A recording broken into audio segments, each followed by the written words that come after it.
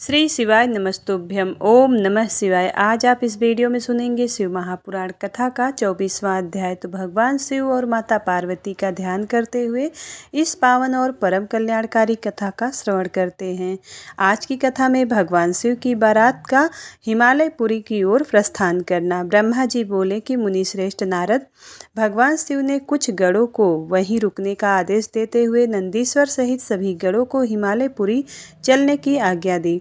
उसी समय गणों के स्वामी शंखकर्ण करोड़ों गण साथ लेकर चल दिए। फिर भगवान शिव की आज्ञा पाकर गणेश्वर, शंखकर्ण, केकराक्ष, विकृत, विशाख, परिजात, विकृतानंद, दुदुभ, कपाल, संदारक, कुदुभ, कुंडक, विष्टंभ, पिप्पल, सनादक, आवेशक, कुंड, पर्वतक, चंद्रतापन, काल, कालक, महाकाल, अग्निक, अग्निमुख, आदित्य, मूर्धा, धनाव, संहा, कुमुद, अमोद, कोकिल, सुमंत्र, काक, पादोदर, संतानक, मधुपिक, कोकिल, पूर्णभद्र, नील, चतुर्वस्त्र, कारक, अहिरोमक, अज्वाक्ष, सतमन्यु, मेघमन्यु, काष्ठागूढ़, विरूपाक्ष, सुकेश, वृषभ, सनातन, तालकेतु, खसमुख, चैत्र, स्वयं प्रभु, लकुलिश, लोकातक, दीप्तात्मा, दैत्यातक, भृंगिरीटि, देवदेव प्रिय, असनी, भानुक,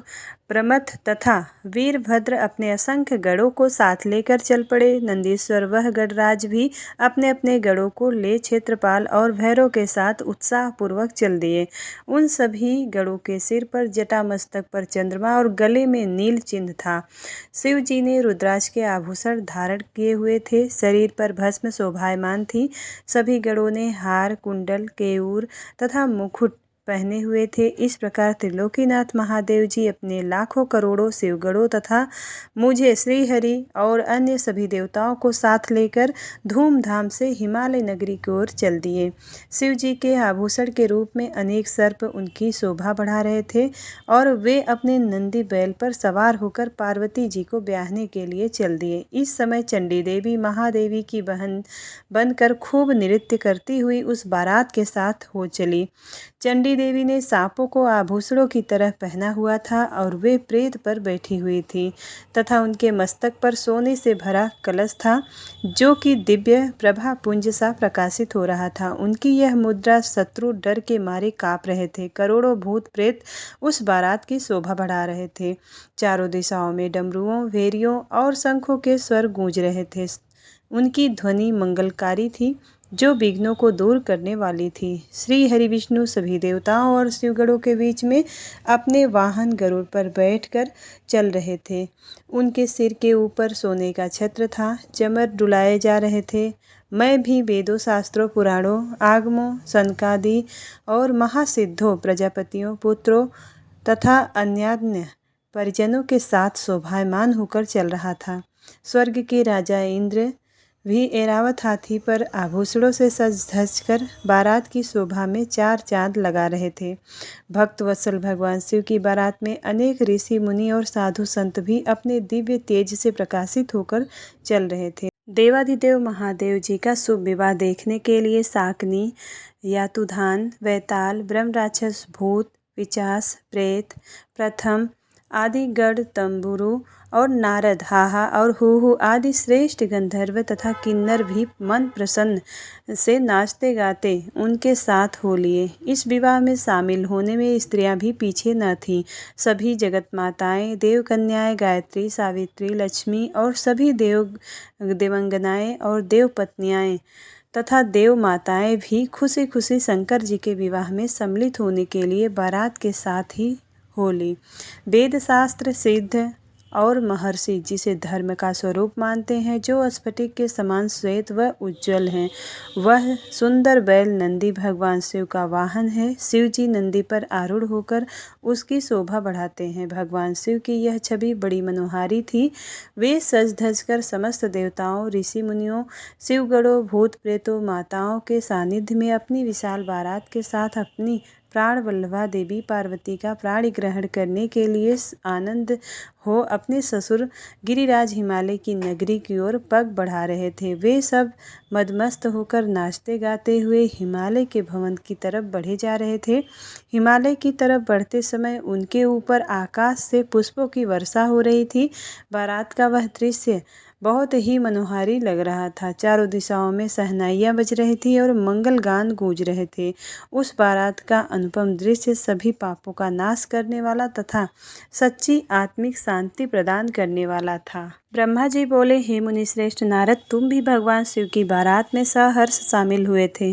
भगवान शिव ने श्री हरि विष्णु से सलाह करके सबसे पहले तुमको हिमालय के पास भेजा। वहां पहुंचकर तुमने विश्वकर्मा के बनाए हुए दिव्य और अनोखे मंडप को देखा तो आश्चर्यचकित रह गए। विश्वकर्मा द्वारा बनाई गई विष्णु, ब्रह्मा, समस्त देवताओं की मूर्तियों को देखकर यह कह पाना कठिन था कि ये असली है या नकली।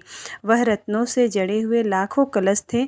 बड़े बड़े केलों के खंभों से मंडप सजा हुआ था। तुम्हें वहां आया देखकर शैलराज हिमालय ने तुमसे पूछा कि देवर्षि, क्या भगवान शिव बारात के साथ आ गए हैं? तब तुम्हें साथ लेकर हिमालय के पुत्र मैनाक आदि तुम्हारे साथ बारात की आगवानी के लिए आए। तब मैंने और विष्णु जी ने भी तुमसे वहाँ का समाचार के बारे में पूछा। हमने तुमसे यह भी पूछा कि शैलराज हिमालय अपनी पुत्री पार्वती का विवाह भगवान शिव से करने के इच्छुक है या नहीं। कहीं उन्होंने अपना इरादा तो नहीं बदल दिया। यह प्रश्न सुनकर आप मुझे विष्णु जी और देवराज इंद्र को एकांत में स्थान में ले गए और वहाँ पर जाकर तुमने वहाँ के बारे में बताना शुरू किया।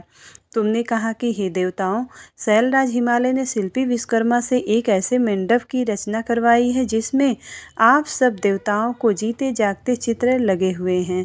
उन्हें देखकर मैं तो अपनी सुध-बुध ही खो बैठा था।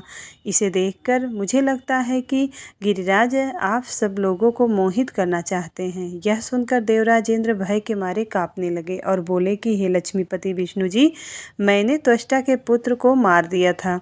कहीं उसी का बदला लेने के लिए मुझ पर विपत्ति न आ जाए। मुझे संदेह हो रहा है कि कहीं मैं वहां जाकर मारा न जाऊं। तब इंद्र के वचन सुनकर श्री हरि विष्णु बोले कि इंद्र, मुझे भी यही लगता है कि वह मूर्ख हिमालय हमसे बदला लेना चाहता है, क्योंकि मेरी आज्ञा से ही तुमने पर्वतों के पंख को काट दिया था। शायद यह बात आज उन्हें याद है और वे हम सब पर विजय पाना चाहते हैं, परंतु हमें डरना नहीं चाहिए। हमारे साथ तो स्वयं महादेव जी हैं, भला फिर हमें कैसा भय। हमें इस प्रकार गुपचुप बातें करते देखकर भगवान शिव ने लौकिक गति से हमसे बात की और पूछा कि हे देवताओं, क्या बात है, मुझे स्पष्ट बता दो। शैलराज हिमालय मुझसे अपनी पुत्री पार्वती का विवाह करना चाहते हैं या नहीं? इस प्रकार यहाँ व्यर्थ बातें करते रहने से भला क्या लाभ। भगवान शिव के इन वचनों को सुनकर नारद तुम बोले कि हे देवाधिदेव शिव जी, गिरिजानंदिनी पार्वती से आपका विवाह तो निश्चित है, उसमें भला कोई विघ्न बाधा कैसे आ सकती है। तभी तो शैलराज हिमालय ने अपने पुत्रों मैनाक आदि को मेरे साथ बारात की अगवानी के लिए यहाँ भेजा है। मेरी चिंता का कारण दूसरा है। प्रभु, आपने मुझे हिमालय के यहाँ बारात के आगमन की सूचना देने के लिए भेजा था। मैं वहाँ पहुँचा तो मैंने विश्वकर्मा द्वारा बनाए गए मंडप को देखा। शैलराज हिमालय ने देवताओं को मोहित करने के लिए एक अद्भुत दिव्य मंडप की रचना कराई है। आपको यह जानकर आश्चर्य होगा कि वह सब इतने जीवंत हैं कि कोई भी उन्हें देखकर मोहित हुए बगैर नहीं रह सकता। उन चित्रों को देखकर ऐसा महसूस होता है कि वे अभी बोल पड़ेंगे। प्रभु, उस मंडप में श्री हरि ब्रह्मा जी और देवराज इंद्र सहित सभी देवताओं, ऋषि मुनियों सहित अनेक जानवरों और पशु पक्षियों के सुंदर व लुभावने चित्र बनाए गए हैं। यही नहीं, मंडप में आपकी और मेरी भी प्रतिमूर्ति बनी है, जिन्हें देखकर मुझे यह लगा कि आप सब लोग यहाँ न होकर वहीं हिमालय नगरी में पहुँच गए हैं। नारद, तुम्हारी बातें सुनकर शिव मुस्कुराए और देवताओं से बोले कि आप सभी को भय की कोई आवश्यकता नहीं है। शैलराज हिमालय अपनी प्रिय पुत्री पार्वती हमें समर्पित कर रहे हैं, इसलिए उनकी माया हमारा क्या बिगाड़ सकती है। आप अपने भय को त्याग कर हिमालय नगरी की ओर प्रस्थान कीजिए। भगवान शिव की आज्ञा पाकर सभी बाराती भय मुक्त होकर उत्साह और प्रसन्नता के साथ पुनः नाचते गाते शिव बारात में चल दिए। शैलराज हिमालय के पुत्र मैनाक आगे आगे चल रहे थे और बाकी सभी उनका अनुसरण करके उनके पीछे पीछे चल रहे थे। इस प्रकार बारात हिमालयपुरी जा पहुंची। ब्रह्मा जी बोले, भगवान शिव अपनी विशाल बारात के साथ हिमालय पुत्रों के पीछे चलकर हिमालय नगरी पहुंच गए। जब गिरिराज हिमालय ने उनके आगमन का समाचार सुना तो वे प्रसन्नता पूर्वक भक्ति की ओतप्रोत होकर भगवान शिव के दर्शनों के लिए स्वयं आए। हिमालय का हृदय प्रेम की अधिकता के कारण द्रवित हो उठा था और वे अपने भाग्य को सराह रहे थे। हिमालय अपने साथी पर्वतों के साथ लेकर बारात की अगवानी के लिए पहुंचे। भगवान शंकर की बारात देखकर शैलराज हिमालय आश्चर्यचकित रह गए। तत्पश्चात देवता और पर्वत प्रसन्नता पूर्वक इस प्रकार एक दूसरे के गले लगे मानो पूर्व और पश्चिम के समुद्रों का मिलन हो रहा हो। सभी अपने को धन्य मान रहे थे। इसके बाद शैलराज महादेव जी के पास पहुँचे और दोनों हाथ जोड़कर उनको प्रणाम करके स्तुति करने लगे। सभी पर्वतों और ब्राह्मणों ने भी शिव जी की वंदना की। शिव जी ने अपने वाहन बैल पर बैठे थे। भगवान शिव आभूषणों से विभूषित थे तथा दिव्य प्रकाश से अलौकिक थे। उनके लावड़ी से सारी दिशाएं प्रकाशित हो रही थी और भगवान शिव के मस्तक पर रत्नों से जड़ा हुआ मुकुट शोभा पा रहा था। उनके गले और अन्य अंगों पर लिपटे हुए सर्प उनके स्वरूप को अद्भुत और शोभनीय बना रहे थे। उनकी अंग कांति दिव्य और अलौकिक थी। अनेक शिवगण हाथ में चंवर ले उनकी सेवा कर रहे थे। उनके बाएं भाग में भगवान श्री हरि विष्णु और दाएं भाग में स्वयं मैं था। समस्त देवता भगवान शिव की स्तुति कर रहे थे। नारद, जैसे तुम जानते ही हो कि भगवान शिव परम ब्रह्म परमात्मा हैं, वे ही सबके ईश्वर हैं। वे इस जगत का कल्याण करते हैं और अपने भक्तों की ही सभी इच्छाओं को पूरा कर उन्हें मनवांछित फल प्रदान करते हैं। वे सदा ही अपने भक्तों के अधीन रहते हैं। वे सच्चिदानंद स्वरूप हैं और सर्वेश्वर हैं। उनके बाएं भाग में श्री हरि विष्णु गरुड़ पर बैठे थे और दाएं भाग में मैं ब्रह्मा जी स्थित थे। तब तीनों के स्वरूप का एक साथ दर्शन कर गिरिराज आनंद मग्न हो गए। तत्पश्चात शैलराज ने शिव जी के पीछे तथा उनके पास खड़े होकर सभी देवताओं के सामने अपना मस्तक झुकाया और सभी को बारंबार प्रणाम किया। फिर भगवान शिव की आज्ञा लेकर शैलराज हिमालय अपने निवास की ओर चल दिए और वहां जाकर उन्होंने सभी देवताओं, ऋषि मुनियों एवं अन्य बारातियों के ठहरने की उत्तम व्यवस्था की। हिमालय ने प्रसन्नता पूर्वक अपने पुत्रों को बुलाकर कहा कि तुम सभी भगवान शिव के पास जाकर उनसे प्रार्थना करो कि वे स्वयं अतिशीघ्र यहाँ पधारे। मैं यहाँ उन्हें अपने भाई बंधुओं से मिलवाना चाहता हूँ। तुम वहाँ जाकर कहो कि मैं उनकी यहाँ प्रतीक्षा कर रहा हूँ। अपने पिता गिरिराज हिमालय की आज्ञा पाकर उनके पुत्र उस ओर चल दिए जहाँ बारात के ठहरने की व्यवस्था की गई थी। वहाँ वे भगवान शिव के पास पहुँचे। प्रणाम करके उन्होंने अपने पिता द्वारा कही हुई सभी बातों से शिव जी को अवगत करा दिया। तब भगवान शंकर ने कहा कि तुम जाकर अपने पिता से कहो कि हम शीघ्र ही वहां पहुंच रहे हैं। शिव जी से आज्ञा लेकर हिमालय के पुत्र वापस चले गए। तत्पश्चात देवताओं ने तैयार होकर गिरिराज हिमालय के घर की ओर प्रस्थान किया। महादेव जी के साथ भगवान विष्णु और मैं ब्रह्मा शीघ्रता से चलने लगे। तभी देवी पार्वती की माता देवी मैना के मन में त्रिलोकीनाथ भगवान शिव को देखने की इच्छा हुई। इसलिए देवी मैना ने तुमको संदेश भेजकर अपने पास बुलवा लिया। भगवान शिव से प्रेरित होकर देवी मैना की हार्दिक इच्छा को पूरा करने के लिए आप वहां गए। ब्रह्मा जी बोले, हे नारद, तुमको अपने सामने देखकर देवी मैना बहुत प्रसन्न हुई और तुम्हें प्रणाम करके बोली कि हे मुनि श्रेष्ठ नारद जी, मैं भगवान शिव के इसी समय दर्शन करना चाहती हूँ। मैं देखना चाहती हूँ कि जिन शिव जी को पाने के लिए मेरी बेटी पार्वती ने घोर तपस्या की तथा अनेक कष्टों को भोगा, उन शिव जी का रूप कैसा है, वे कैसे दिखते हैं। यह कहकर तुमको साथ लेकर देवी मैना चंद्रशाला की ओर चल पड़ी। इधर भगवान शिव भी मैना के इस अभिमान को समझ गए और मुझसे वह विष्णु जी से बोले कि तुम सब देवताओं को अपने साथ लेकर गिरिराज हिमालय के घर पहुँचो, मैं भी अपने गणों के साथ पीछे पीछे आ रहा हूँ। भगवान विष्णु ने इसे भगवान शिव की आज्ञा माना और सब देवताओं को बुलाकर उनकी आज्ञा का पालन करते हुए शैलराज के घर की ओर प्रस्थान किया। देवी मैना तुम्हारे साथ अपने भवन के सबसे ऊंचे स्थान पर जाकर खड़ी हो गई। तब देवताओं की सजी सजाई सेना को देखकर मैना बहुत प्रसन्न हुई। बारात में सबसे आगे सुंदर वस्त्रों एवं आभूषणों से सजे हुए गंधर्वगण अपने वाहनों पर सवार होकर बाजे बजाते और नृत्य करते हुए आ रहे थे। इसके साथ गण अपने हाथों में ध्वज की पताका लेकर उसे फहरा रहे थे। साथ में स्वर्ग की सुंदर अप्सराएं मुग्ध होकर नृत्य कर रही थी। उनके पीछे वसु आ रहे थे। फिर मणिग्रीवादी यक्ष, यमराज, निरति, वरुण, वायु, कुबेर, ईशान, देवराज इंद्र, चंद्रमा, सूर्य, भृगु आदि देव व मुनीश्वर एक से एक सुंदर और मनोहारी रूप के स्वामी थे और सर्वगुण संपन्न जान पड़ते थे। उन्हें देखकर नारद व तुमसे यही प्रश्न करती कि क्या यही शिवजी हैं? तब तुम मुस्कुराकर यह उत्तर देते कि नहीं, ये भगवान शिव के सेवक हैं। देवी मैना यह सुनकर हर्ष से विभोर हो जाती कि जब शिव के सेवक इतने सुंदर और वैभवशाली हैं तो शिव स्वयं कितने रूपवान और ऐश्वर्य संपन्न होंगे। उधर दूसरी ओर भगवान शिव को की सर्वेश्वर हैं, उनसे भला जगत की कोई बात कैसे छिप सकती है। वे देवी मैना के हृदय की बात तुरंत जान गए और मन ही मन उन्होंने उनके मन में उत्पन्न अहंकार का नाश करने का निश्चय कर लिया। तभी वहाँ से जहाँ मैना और नारद तुम खड़े थे वहीं श्री हरि विष्णु पधारे। उनकी कांति के सामने चंद्रमा की कांति भी फीकी पड़ जाती है। वे जलंधर के समान श्याम तथा चार भुजाधारी थे और उन्होंने पीले वस्त्र पहन रखे थे। उनके नेत्र कमल दल के समान सुंदर व प्रकाशित हो रहे थे। वे गरुड़ पर विराजमान थे। शंख, चक्र आदि उनकी शोभा में वृद्धि कर रहे थे। उनके सिर पर मुकुट जगमगा रहा था और वक्ष स्थल में श्री वत्स का चिन्ह था।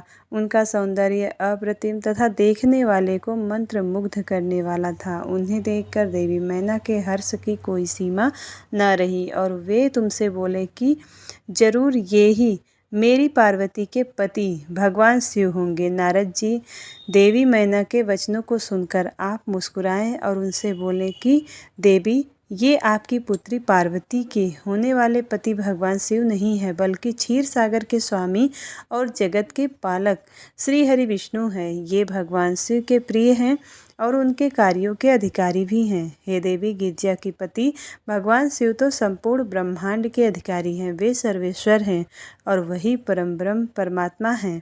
वे विष्णु जी से भी बढ़कर हैं।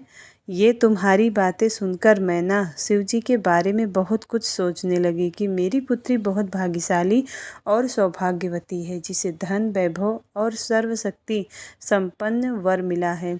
यह सोचकर उनका हृदय हर्ष से प्रफुल्लित हो रहा था। वे शिवजी को दामाद के रूप में पाकर अपने कुल का भाग्योदय मान रही थी। वे कह रही थी कि पार्वती को जन्म देकर मैं धन्य हो गई हैं। मेरे पति गिरिराज हिमालय भी धन्य हो गए। मैंने अनेक तेजस्वी देवताओं के दर्शन किए हैं। इन सभी के द्वारा पूज्य और इन सब के अधिपति मेरी पुत्री पार्वती के पति हैं। फिर तो मेरा भाग्य सर्वथा सराहने योग्य है। इस प्रकार मैना अभिमान में आकर जब यह सब कुछ कह रही थी, उसी समय उसका अभिमान तोड़ने के लिए, दूर करने के लिए अपने अद्भुत रूप वाले गणों को आगे करके भगवान शिव भी आगे बढ़ने लगे। भगवान शिव के सभी गण मैना के अहंकार और अभिमान का नाश करने वाले थे।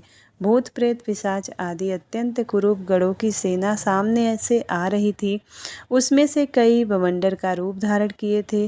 किसी की टेढ़ी सूंड थी, किसी के होठ लंबे थे, किसी के चेहरे पर सिर्फ दाढ़ी मूछें ही दिखाई दे रही थी, किसी के सिर पर बाल नहीं थे, किसी के सिर पर बालों का घना जंगल था, किसी की आंखें नहीं थी तो कोई अंधा था तो कोई काना था, किसी का कान नहीं था तो कोई हाथों में बड़े भारी भारी मुकद्दर लिए हुए थे तो कोई औधा होकर चल रहा था, कोई वाहन पर उल्टा होकर बैठा हुआ था।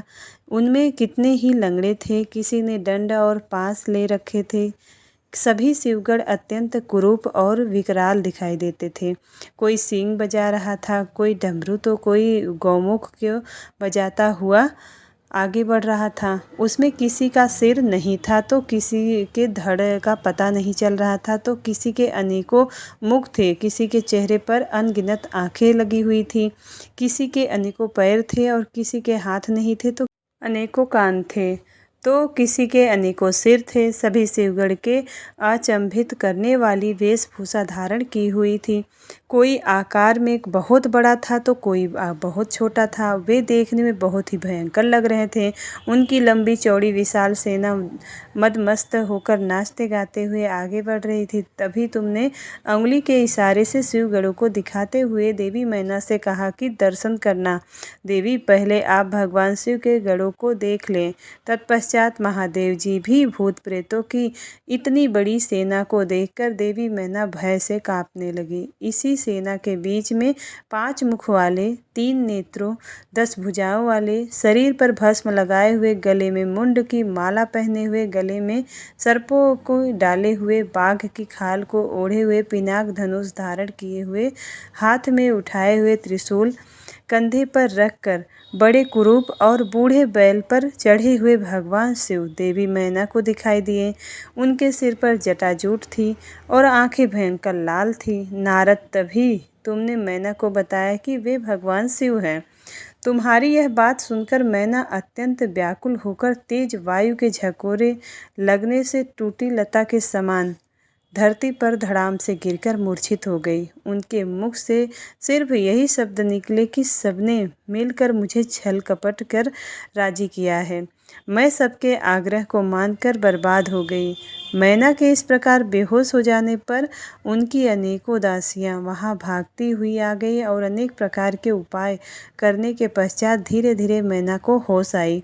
ब्रह्मा जी बोले, नारद, जब हिमालय पत्नी मैना को होश आया तब वे बड़ी दुखी थी और रोए जा रही थी। उनका जोर जोर से दहाड़े मारकर रोना रुकने का नाम ही नहीं ले रहा था। वे रोते हुए अपने पुत्रों, पुत्री तथा अपने पति गिरिराज, हिमालय सहित देवर्षि नारद व सप्त ऋषियों की निंदा करते हुए उन्हें कोस रही थी। मैना बोली कि हे नारद मुनि, आपने ही हमारे घर आकर यह सब कहा था कि शिव शिवा का वरण करेगी। तुम्हारी बातों को मानकर हम सबने अपनी पुत्री पार्वती को भगवान शिव की तपस्या करने के लिए वनों में भेज दिया। मेरी बेटी ने अपने तप के द्वारा सभी को प्रसन्न कर दिया। अब उसने ऐसी तपस्या की जो कि बड़े बड़े ऋषि मुनियों के लिए भी कठिन है, परंतु उसकी इतनी पूजा आराधना का यह फल उसे मिला जो कि देखने में भी दुख देने वाला है। इसे देखकर हमें अत्यंत दुख और भय प्राप्त हुआ है। हे भगवान, मैं क्या करूं? कहाँ जाऊं? भला कौन इस असहाय दुख से छुटकारा दिला सकता है? मैं तो किसी को भी अपना मुंह दिखाने योग्य नहीं रही। भला कोई देखो, ये दिव्य सप्तऋषि और उनकी वो धूर्त पत्नी अरुंधति कहाँ चली गई, जो मुझे समझाने आई थी, जिसने मुझे झूठ सच कहकर जबरदस्ती इस विवाह के लिए मेरी स्वीकृति ले ली थी। यदि वे मेरे सामने आ जाए तो मैं उन सप्तऋषियों की दाढ़ी मूछ नोच लूं। हाय, मेरा यह तो सब कुछ लुट गया, मैं तो पूरी तरह से बर्बाद हो गई। यह कहकर देवी मैना अपनी पुत्री पार्वती से बोली कि तूने हमसे कौन से जन्म का बदला लिया है? तूने यह क्या कार्य कर दिया जो तेरे माता पिता के लिए अत्यंत दुख का कारण बन गया है? इस प्रकार मैना पार्वती को खूब खरी खोटी सुनाने लगी। वे कहने लगी कि नासमझ, तूने सोने के बदले कांच खरीद लिया है। सुंदर सुगंधित चंदन को छोड़कर अपने शरीर पर कीचड़ का लेप लगा लिया है। यह मूर्खा तो यह भी नहीं समझती कि इसने हंस को उड़ाकर उसके स्थान पर कौवे को पाल लिया है। गंगा जल, जिसे सबसे पवित्र समझा जाता है, उसको फेंककर कुएं के जल को पी लिया है। उजाले को पानी की चाह लेकर उसके स्रोत सूर्य को छोड़कर जुगनू को पकड़ने के लिए दौड़ रही है। चावल के भूसे को रखकर अच्छे चावलों को फेंक रही है। बेटी, तूने हमारे कुल के यश का सर्वनाश करने की इच्छा कर ली है, तभी तो मंगलमयी विभूति को फेंककर घर में चिता की अमंगलमयी राख को लाना चाहती है। जानवरों के सिर मोर सिंह को त्याग कर सियार के पीछे पड़ी है। पार्वती, तूने बड़ी भारी मूर्खता कर दी है, जो सूर्य, चंद्रमा, श्री हरि विष्णु और देवराज इंद्र जैसे सुंदर सर्वगुण संपन्न परम ऐश्वर्य और वैभव के स्वामियों को छोड़कर दुष्ट नारद की बातों में आकर एक महान कुरूप शिव के लिए रात दिन वनों की खाक छानती रही और घोर तपस्या करती रही। तुझे तेरी बुद्धि, तेरे रूप तथा तेरी सहायता करने वाले प्रत्येक उस मनुष्य को धिक्कार है जिसने तुझे गलत राह पर चलने की मदद की। हमको भी धिक्कार है जो मैंने और तेरे पिता ने तुझे जन्म दिया। सुबुद्धि देने वाले उन सप्तऋषियों को भी मैं धिक्कारती हूँ जिन्होंने गलत उपदेश देकर मुझे गलत रास्ते पर लाकर खड़ा कर दिया है। उन्होंने तो मेरा घर जलाने का पूरा प्रबंध कर दिया है, मेरे कुल की सर्वनाश कर कगार पर ले आए हैं। पार्वती, मैंने तुझे कितना समझाया पर तू अपनी जिद पर अड़ी रही। अब मैं और नहीं, अब मैं तेरी एक भी नहीं सुनूंगी और मैं तो अभी तुझे मार डालूंगी। तुझे जीवित रखने का अब कोई प्रयोजन नहीं है। तुझे मारकर खुद की जीवन लीला को समाप्त कर दूंगी, भले ही मुझे नरक का भागी क्यों न होना पड़े। मेरा दिल करता है कि मैं तेरा सिर काट दूं, तेरे शरीर के टुकड़े टुकड़े कर दूं, तुझे छोड़कर कहीं चली जाऊं। पर यह कहकर देवी मैना मूर्छित होकर फर्श पर गिर पड़ी। उस समय उनकी ऐसी हालत देखकर सभी देवता उन्हें समझाने के लिए उनके पास गए। सबसे पहले मैं गया, तब मुझे वहां देखकर नारद, तुमने देवी, आपको इस बात का ज्ञान नहीं है कि शिव जी बहुत सुंदर है। अभी तुमने उनका सही स्वरूप देखा ही कहाँ है। अभी जो तुमने देखा है वह उनकी लीला मात्र है। देवी, आप अपने क्रोध को त्याग दें और स्वस्थ होकर शुद्ध हृदय से विवाह का कार्य आरंभ करें। इतना सुनना ही था कि मैना के क्रोध की अग्नि भभक उठी। वे बोली, दुष्ट नारद, यहाँ से इसी समय चला जा। तू दुष्टों का भी दुष्ट और नीच है।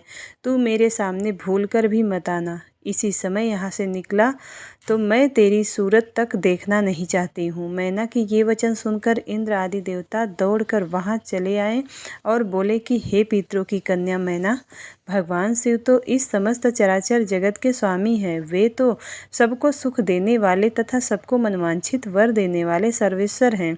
वे तो भक्त वत्सल हैं और सदा ही अपने भक्तों के अधीन रहते हैं। आपकी पुत्री पार्वती ने कठिन तप करके भगवान शिव को प्रसन्न किया है तथा वरदान के रूप में उनको अपना पति होने का वर प्राप्त किया है। तभी तो आज वे अपने दिए गए वरदान को पूरा करने के लिए, उनका प्राणी ग्रहण करने के लिए यहाँ पधारे हैं। यह सुनकर मैना और अधिक रोने लगी और बोली कि शिव तो बहुत भयंकर हैं। मैं अपनी पुत्री पार्वती कदापि उन्हें नहीं दूंगी। आप सब देवता क्यों ये षड्यंत्र रच रहे हैं? आप मेरी प्राणप्रिय फूल के समान कोमल पुत्री को क्यों इन भूत प्रेतों के हवाले करना चाहते हैं? इस प्रकार देवी मैना सब देवताओं पर क्रोधित होकर उन्हें फटकारने लगी। जब वशिष्ठ आदि सप्तऋषियों ने देवी मैना के इस प्रकार वचनों को सुना और वे भी मैना को समझाने के लिए उनके निकट आ गए, तब वे बोले कि हे पितरों की कन्या मैना, हम तो तुम्हारा कार्य सिद्ध करने के लिए यहाँ आए हैं। भगवान शिव का दर्शन तो सभी पापों का नाश करने वाला है और यहाँ तो वे स्वयं आपके घर पधारे हैं। इस बात को सुनकर देवी मैना को कोई संतोष नहीं हुआ। उनका क्रोध यथावत रहा तथा उन्होंने फिर कहा कि मैं पार्वती के टुकड़े टुकड़े कर दूंगी, परंतु उसको शिव के साथ नहीं भेजूंगी। दूसरी ओर देवी मैना के इस व्यवहार से चारों ओर हाहाकार मच गया। जब शैलराज हिमालय को मैना के इस व्यवहार की सूचना मिली तो वे फौरन दौड़ते हुए अपनी पत्नी के पास आए और बोले कि हे प्रिय, तुम इतनी क्रोधित क्यों हो रही हो? देखो हमारे घर में कौन कौन से महात्मा पधारे हैं और तुम इनका अपमान कर रही हो। तुम भगवान शंकर के भयानक रूप को देखकर भयभीत हो गई हो। देवी, वे तो सर्वेश्वर हैं। भय करना छोड़कर उनके मंगलमय रूप का दर्शन करो। विवाह के शुभ कार्यों का शुभारंभ करो। अपने हठ को छोड़ो और क्रोध का त्याग कर शिव पार्वती विवाह के मंगलमय कार्यों को संपन्न करो। देवी, तुम जानती ही हो कि भगवान शिव की अनुपम लीलाएं करते हैं। यह भी उनकी लीला का ही एक भाग ही है। अतः तुम अपने मन के डर को दूर करके यथाशीघ्र पूर्ववत कार्य करो। शैलराज हिमालय के ये वचन सुनकर उनकी पत्नी मैना अत्यंत क्रोधित हो गई और बोली कि हे स्वामी, आप ऐसा करिए कि पार्वती के गले में रस्सी बांधकर उसे पर्वत के नीचे गिरा दीजिए या फिर उसे समुद्र में डुबा दीजिए। चाहे कुछ भी करके उसके जीवन लीला समाप्त कर दीजिए, मैं आपको कुछ नहीं कहूँगी, परंतु पार्वती का हाथ किसी भी परिस्थिति में शिव जी को नहीं सौंपूंगी। यदि फिर भी आपने हठपूर्वक पार्वती का विवाह शिव से करने की ठान ली तो मैं अपने प्राणों को त्याग दूंगी। अपनी माता मैना के ऐसे वचन सुनकर पार्वती उनके करीब आकर बोली कि माता, आप तो ज्ञान की प्रतिमूर्ति हैं। आप सदा ही धर्म के पथ का अनुसरण करने वाली हैं। भला आज ऐसा क्या हो गया है जो आप धर्म के मार्ग से विमुख हो रही हैं? हे माता, महादेव जी तो देव के देव हैं। वे निर्गुण निराकार हैं। वे तो परब्रह्म परमात्मा हैं और सबके सर्वेश्वर हैं। वे तो इस संसार की उत्पत्ति के आधार हैं। भगवान शिव भक्त वत्सल हैं एवं अपने भक्तों को सदैव सुख प्रदान करने वाले हैं। भगवान शिव सब अनुष्ठानों के अधिष्ठाता हैं। वे ही सबके कर्ता हर्ता और स्वामी हैं। ब्रह्मा विष्णु भी सदा उनकी सेवा में तत्पर रहते हैं।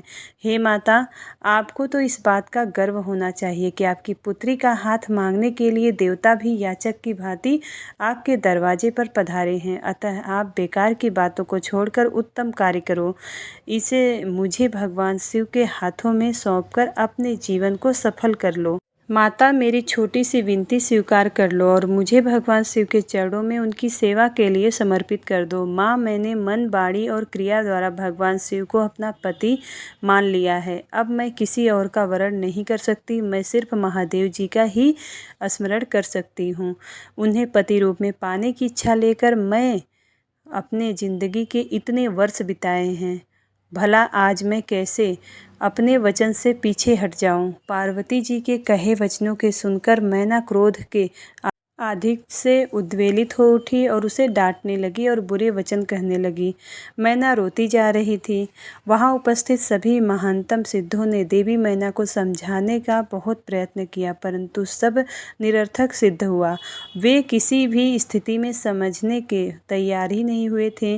तभी उनके हठ की बातें सुनकर परम शक्ति शिव भक्त भगवान विष्णु वहां आ पहुँचे और बोले कि हे पितरों की मानसी पुत्री एवं शैलराज हिमालय की पत्नी मैना, आप ब्रह्मा जी के कुल से संबंधित हैं।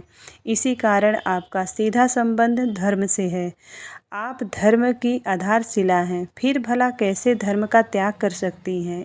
इस प्रकार हठ करना आपको शोभा नहीं देता। स्वयं सोचिए, भला सभी देवता, ऋषि मुनि और स्वयं ब्रह्मा जी और मैं आपसे असत्य वचन क्यों कहेंगे? भगवान शिव निर्गुण और सगुण दोनों ही हैं।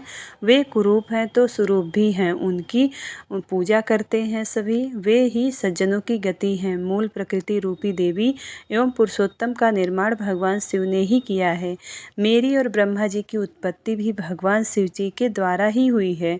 उसके बाद सारे लोगों का हित करने के लिए उन्होंने स्वयं भी रुद्र का अवतार धारण कर लिया। तत्पश्चात वेद, देवता तथा वे जल एवं थल में जो भी चराचर वस्तु या प्राणी दिखाई देता है, उस सारे जगत की रचना भगवान शिव ने ही की है। हे देवी, कोई भी उनके रूप को नहीं जानता है और ना ही जान सकता है। यहाँ तक कि मैं और ब्रह्मा जी भी उनकी समस्त लीलाओं को आज तक नहीं जान पाए हैं। इस संसार में जो भी कुछ भी विद्यमान है और भगवान शिव का ही स्वरूप है। यह तो भगवान शिव का ही माया है जो वे स्वयं आपको अपना रूप इस प्रकार दिखा रहे हैं। हे देवी, आप सब कुछ भूलकर सच्चे मन से शिव जी का स्मरण करके उनके चरणों में अपना ध्यान लगाएं और आपके सारे दुख और क्लेश मिट जाएंगे और आपको परम सुख की प्राप्ति होगी। श्री हरि विष्णु द्वारा जब मैना को इस प्रकार समझाया गया तो देवी मैना का क्रोध कुछ कम हुआ। वस्तुतः शिव जी की माया से मोहित होने के कारण ही वे सब कर रही थी।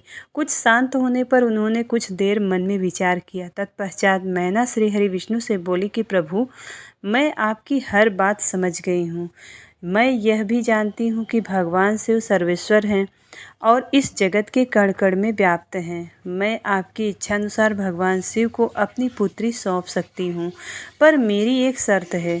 तब विष्णु जी के आग्रह करने पर देवी मैना ने कहा कि यदि महादेव जी सुंदर शरीर धारण कर लें तो मैं अपने पुत्री को सहर्ष पार्वती का विवाह उनसे कर दूंगी। ऐसा कहकर देवी मैना चुप हो गई। धन्य है भक्त वत्सल त्रिलोकीनाथ भगवान शिव की माया, जो सबको मोह में डालने वाली है।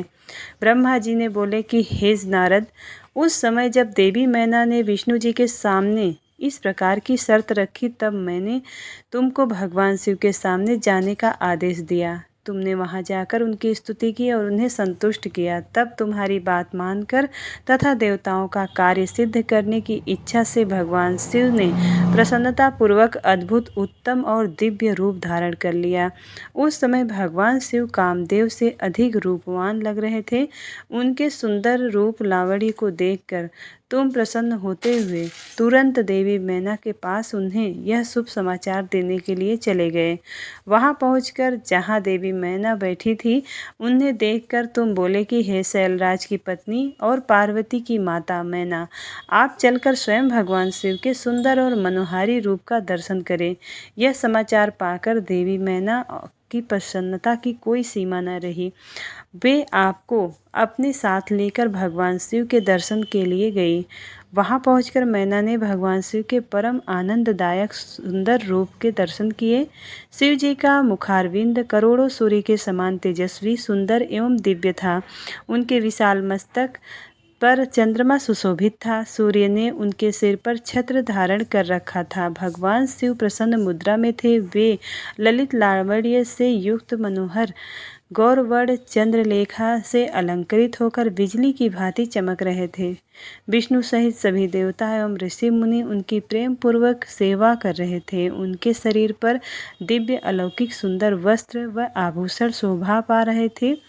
गंगा और यमुना चवर डुला रही थी और अणिमा आदि 8 सिद्धियां मुग्ध होकर नाच गा रही थी। इस प्रकार भगवान शंकर सुंदर व दिव्य रूप धारण करके बारात लेकर हिमालय के घर की ओर आ रहे थे। उनके साथ साथ मैं भी और विष्णु तथा देवराजेंद्र भी विभूषित होकर चल रहे थे। उनके पीछे पीछे सुंदर एवं अनेकों रूपों वाले गण, सिद्ध, मुनि व समस्त देवता जय जयकार करते हुए चल रहे थे। समस्त देवता इस विवाह को देखने के लिए बड़े ही उत्कंठित थे और अपने परिवार के साथ शिव जी के विवाह में सम्मिलित होने के लिए आए थे।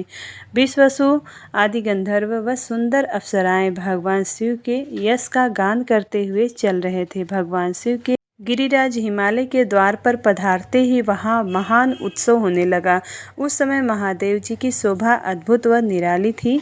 उनका सुंदर विलक्षण रूप देखकर पल भर में ही मैना स्तब्ध रह गई। फिर प्रसन्नता पूर्वक बोली कि हे देवाधिदेव महेश्वर शिव जी, मेरी पुत्री पार्वती धन्य है जिसने घोर तपस्या करके आपको प्रसन्न किया। मेरा सौभाग्य है कि परम कल्याणकारी भगवान सदाशिव आज मेरे घर पधारे हैं। भगवान, मैं अक्षम्य अपराध कर बैठी हूँ। मैंने आपकी बहुत निंदा की है। प्रभु, मैं आपसे दोनों हाथ जोड़कर क्षमा याचना करती हूँ। कृपा कर मेरी भूल क्षमा करें और मुझ पर प्रसन्न हो जाएं। इस प्रकार चंद्रमौली भगवान शिव की स्तुति करती हुई शैल प्रिया मैना लज्जित होते हुए नतमस्तक हो गई। और उस समय पूर्वासनी स्त्रियां सभी घर के कामों को छोड़कर बाहर आकर भगवान शिव के दर्शन की लालसा लेकर उन्हें देखने का प्रयत्न करने लगी। चक्की पीसने वाली ने चक्की छोड़ दी। पति की सेवा में लगी हुई पत्नी सेवा की छोड़कर भाग आई और कोई तो दूध पीते हुए बच्चे को छोड़कर भाग गई। इस प्रकार सभी अपने अपने आवश्यक कार्यों को भगवान को देखने के लिए, भगवान शिव के दर्शन के लिए दौड़ आई थी। भगवान शिव के मनोहर रूप के दर्शन करके सब मोहित हो गई। तब सहर्ष शिव जी की सुंदर मूर्ति को अपने मन मंदिर में धारण करके वे बोली कि सखियों, हम सबके अहोभाग्य हैं। हिमालय नगरी में रहने वाले नर नारियों के नेत्र आज भगवान शिव के दिव्य स्वरूप का दर्शन करके सफल हो गए हैं। आज निश्चय ही हमने संसार की हर विषय वस्तु को पा लिया है। शिव स्वरूप का सुंदर रूप का दर्शन करने से ही हमारे सारे पाप नष्ट हो जाएंगे। उनकी छवि सर्वथा सब कलेशों व दुखों का नाश करने वाली है। आज उन्हें साक्षात सामने देखकर हमारा जीवन सफल हो गया है। पार्वती ने उत्तम तपस्या द्वारा भगवान शिव को पाकर अपने साथ साथ हम सबका भी जीवन सार्थक कर दिया है। हे पार्वती, तुम निश्चय ही धन्य हो। तुम पर ब्रह्म परमेश्वर भगवान शिव की अर्धांगिनी बनकर इस जगत को सुशोभित करोगी। यदि विधाता पार्वती शिव का इस प्रकार मेल न कराते तो निश्चय ही उनका सारा परिश्रम निष्फल हो जाता। आज शिव शिवा की इस युगल जोड़ी को साथ देखकर हमारे सारे कार्य सार्थक हो गए हैं। आज वाकई हम सब इनके उत्तम दर्शनों को धन्य हो गए हैं। इस प्रकार कहकर वह पूर्ववासिनी स्त्रियां अक्षत, कुमकुम और चंदन से शिव जी का पूजन करने लगी तथा प्रसन्नतापूर्वक उन पर खीलों की वर्षा करने लगी। वे स्त्रियां देवी मैना के पास खड़ी होकर उनके भाग्य और कुल की सराहना करने लगी। उनके मुख से इस प्रकार शुभ व मंगलकारी बातें सुनकर सभी देवताओं को बहुत प्रसन्नता हुई। श्री शिवाय नमस्तुभ्यम। शिव महापुराण कथा का 24वां अध्याय समाप्त। इसके आगे की कथा 25वें अध्याय में सुनेंगे।